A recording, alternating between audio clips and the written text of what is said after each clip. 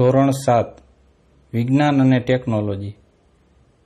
પ્રશ્ન પહેલો, ગજિયા ચુંબકને છૂટથી ફરી શકે તેમ લટકાવતા તેનો ઉત્તર ધ્રુવ કઈ દિશામાં સ્થિર થાય છે? જવાબ ઉત્તર। પ્રશ્ન બીજો, હોકાયંત્રમાં કયા આકારનું ચુંબક વપરાય છે? સોયાકાર।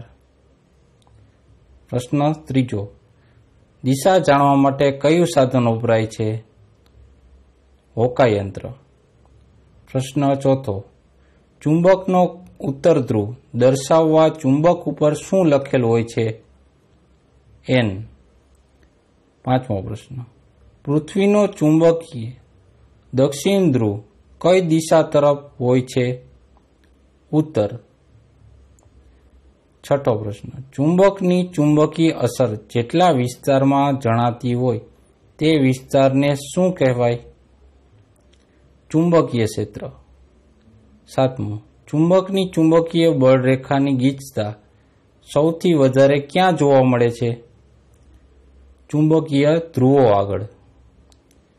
પ્રશ્ન આઠમો, ચુંબકને ગરમ કરવાથી તેની ચુંબકીય શક્તિમાં શો ફેરફાર થાય છે? નાશ પામે છે।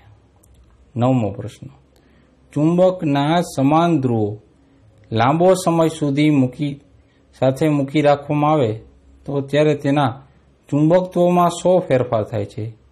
નાશ પામે છે। પ્રશ્ન 10મો, વિદ્યુત ઘંટડીમાં કયા પ્રકારનું ચુંબક વપરાય છે? વિદ્યુત ચુંબક। 11મો પ્રશ્ન, ખાદ્ય પદાર્થમાં કાર્બોદિતની હાજરી જાણવા કયા પદાર્થના દ્રાવણનો ઉપયોગ થાય છે? આયોડિન। 12મો, કયા આહારમાંથી કાર્બોદિત વધુ માત્રામાં મળે છે? ભાત। 13મો પ્રશ્ન, કયો ખાદ્ય પદાર્થ કાર્બોદિતનો સ્ત્રોત છે? ધાન્ય। 14મો પ્રશ્ન, આહારનો કયો ઘટક શરીરમાં શક્તિદાતા તરીકે વર્તે છે? કાર્બોદિત। 15મો પ્રશ્ન, કોને આહારનો મુખ્ય ઘટક ગણવામાં આવે છે? કાર્બોદિત। 16મો પ્રશ્ન, આહારનો કયો ઘટક શરીરને શક્તિ અને ગરમી પૂરી પાડે છે? ચરબી। 17મો પ્રશ્ન, કયા આહારમાંથી ચરબી મળે છે? દૂધ।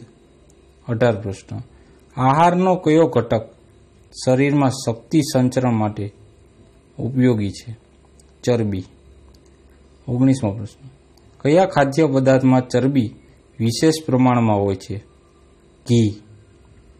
20મો પ્રશ્ન, તૈલી પદાર્થમાંથી આહારનો કયો ઘટક મળે છે? ચરબી। 21મો પ્રશ્ન, દરેક દાળમાંથી આપણને આહારનો કયો ઘટક મળે છે? પ્રોટીન। 22મો પ્રશ્ન, આપણા શરીરનો બંધારણીય ઘટક કયો છે? પ્રોટીન। 23મો પ્રશ્ન, શામાંથી પ્રોટીન વધુ માત્રામાં મળી રહે છે? સોયાબીન। 24મો પ્રશ્ન, આહારનો કયો ઘટક અંતઃસ્ત્રાવોનો બંધારણ માટે જરૂરી છે? પ્રોટીન। 25મો પ્રશ્ન, આહારનો કયો ઘટક સ્નાયુના સંકોચન માટે જરૂરી છે? પ્રોટીન। 26મો પ્રશ્ન, આહારનો કયો ઘટક ચેપ સામે પ્રતિકાર આપે છે? પ્રોટીન। 27મો પ્રશ્ન, વિટામિન એ ની ઉણપથી કયો રોગ થાય છે? રતાંધણાપણું। 28મો, વિટામિન બી ની ઉણપથી કયો રોગ થાય છે? બેરી। 29મો પ્રશ્ન, વિટામિન સી ની ઉણપથી કયો રોગ થાય છે? સ્કર્વી। 30મો પ્રશ્ન, વિટામિન ડી ની ઉણપથી કયો રોગ થાય છે? સુક્તાન। 31મો પ્રશ્ન, આમળામાં કયું વિટામિન વધુ પ્રમાણમાં હોય છે? Vitamin C. 32મો પ્રશ્ન, સૂર્યના કિરણો શરીર પર પડવાથી શરીરમાં કયું વિટામિન સંશ્લેષિત થાય છે? Vitamin D. 33મો પ્રશ્ન, શરીરમાં થતી ચયાપચયની ક્રિયાઓમાં સંશ્લેષણ માટે આપણને કયું વિટામિન પ્રાપ્ત થાય છે? વિટામિન કે। 34મો પ્રશ્ન, દૂધમાંથી કયું વિટામિન આપણે વિટામિન હોતું જ નથી, વિટામિન સી. 35મો પ્રશ્ન, કયો રોગ હાડકાને લગતો રોગ છે? સુક્તાન. 36મો પ્રશ્ન, કયું વિટામિન રક્તના સંવર્ધનમાં મદદ કરે છે? વિટામિન કે. 37મો પ્રશ્ન, હાડકાના બંધારણ માટે કયો ખનિજ ક્ષાર જરૂરી છે? કેલ્શિયમ. 38મો પ્રશ્ન, હિમોગ્લોબિનના બંધારણમાં કયો ખનિજ ક્ષાર જરૂરી છે? લોહ તત્વ. 39 પ્રશ્ન, કયા ખનિજ ક્ષારની ઉણપથી ગોઈટર થાય છે? આયોડિન.